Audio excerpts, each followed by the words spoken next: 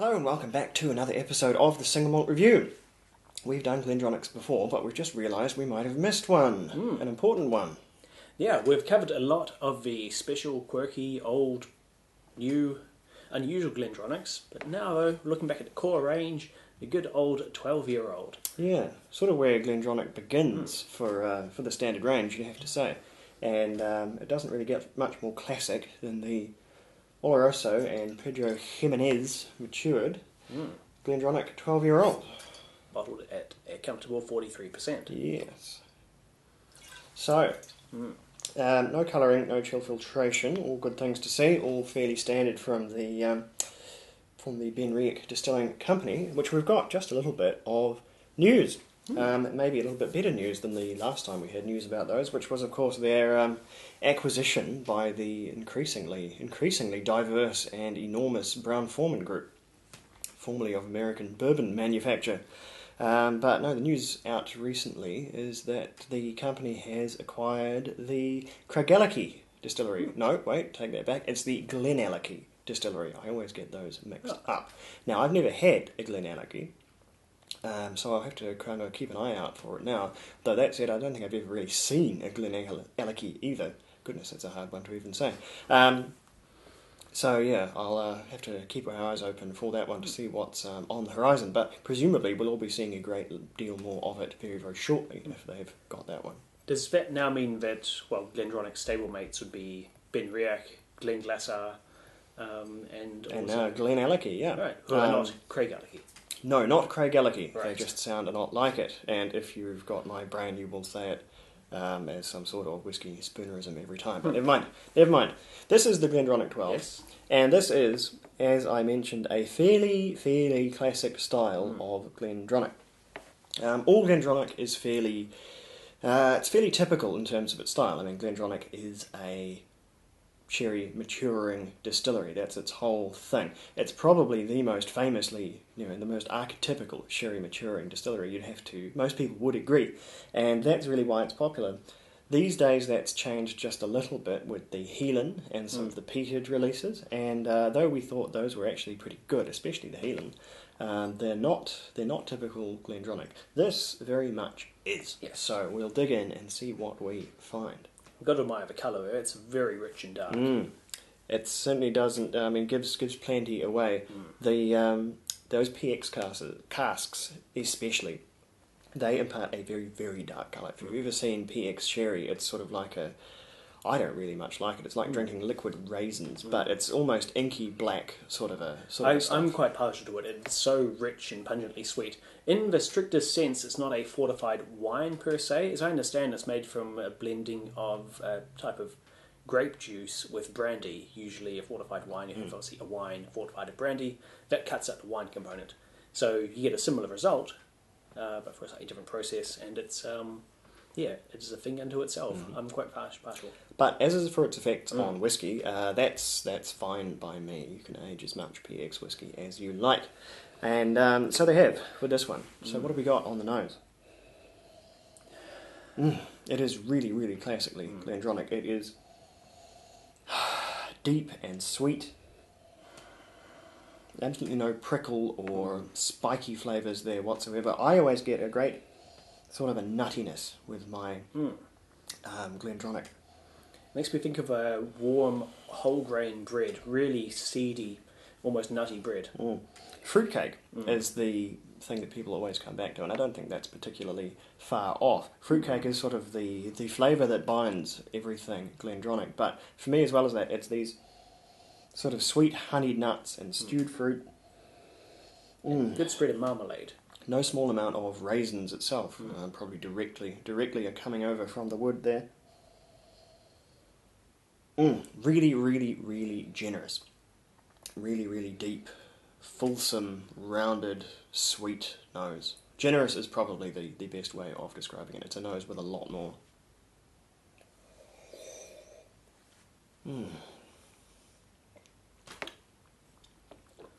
Lots of tangy citrus and citrus rind on that first sip.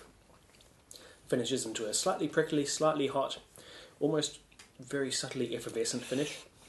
It's certainly a lot more There's a lot more vibrancy and freshness on the palate than there was on the nose. The nose, that nose could be coming out of a 20-year-old whiskey, maybe a 30-year-old whiskey. It smells very, very, very, very mature, but on the palate, it shows a bit more youthfulness, a bit more playfulness. It's a bit lively, a little prickly. Sadly gone are the glory days of Glenfiddich 12-year-old, when the distillery was more recently acquired, and they had a stock gap for quite a few years.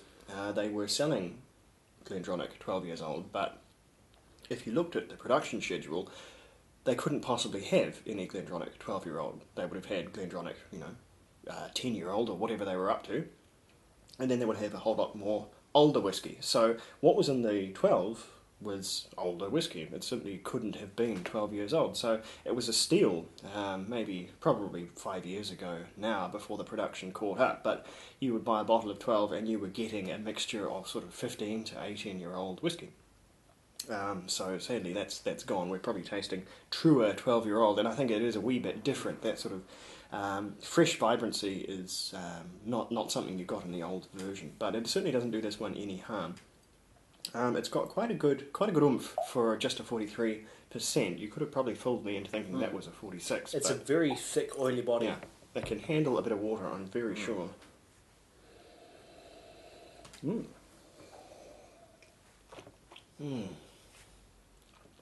A real cavalcade of malt coming through with addition of some water on the nose and on the palate. Yeah, maltier and fresher as well. Sort of even more juicy. What this reminds me of a great deal is the Glendronach, I should say, cask strength releases. I think they're very much built on this as a model. They're just, I think, not quite as complete as this one. Because that's not their fault. They're being cask strength releases. They'll be made from significantly more narrow batches than this one is assembled from. And the whiskey involved will be a wee bit younger, or they would have had 12 on the label. But this, I think, without having that strength, is a more complete version of that typical classic Glendronach flavour.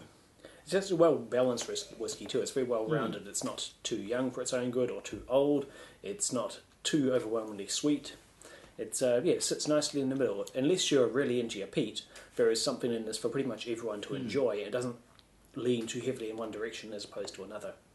I think before the Heelan came out, I'd recommend this as the Glendronach for people who don't like the really, really sherried nature of Glendronach. Because when Glendronach gets old, when it gets to 18 or especially 21, much as we absolutely love it, where it gets that really, really concentrated, syrupy, almost soupy sherry character to it, some people who don't like all of that sherry, it can start tasting a wee bit sort of stuffy to them. I've had it described, just sort of tasting too pungent, too sweet.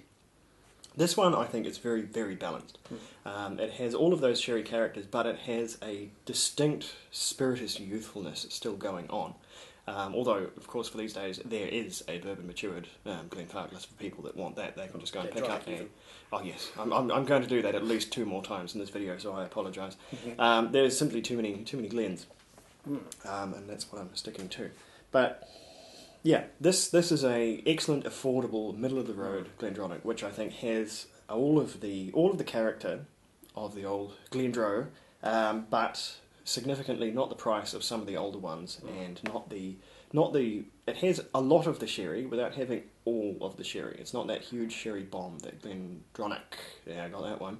I can see it spinning away almost, but I clamped it down. That Glendronach attains in its later years. I think scores for this one, for such a well-rounded whiskey, and for such a whiskey that's so true to its sort of Glendronach-y style, it'll be a pretty high up there one for me. It'll be an 88. What do you think? I rate it similarly high. It's a good example of the style. It is everything that Glendronach does well, and it's a well-rounded, very perfectly balanced expression, and I give it an 86. It really is lovely stuff, and yeah, recommended to all sherry fans. If there's a sherry fan out there in the world somewhere that has somehow not tried Glendronach 12 years old, then what are you waiting for? That's the 100% the whiskey for you. But for everybody else, I think as an introduction to Glendronach, it's quite essential to first try the 12-year-old, because it just might be a bit of it might kind of knock you over just what this whiskey turns into when it gets older. It really turns into something very, very sherried. It's also an excellent whiskey for entertaining. It's so accessible, but you can serve it up to perhaps people who aren't nearly whiskey true. drinkers. Because it is so sweet and generous, and it's not one that really demands a lot of cerebral input from the drinker.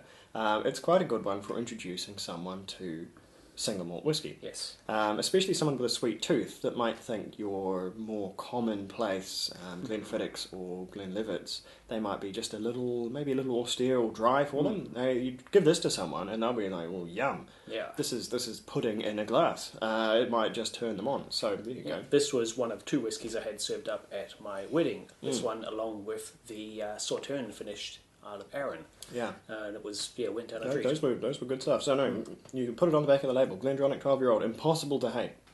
Impossible. So, we'll send you our love again, and we'll come back with something I think that's going to be just a little bit more fascinating even than usual. So stick around, and we'll figure out how we're going to film this one. Slàinte.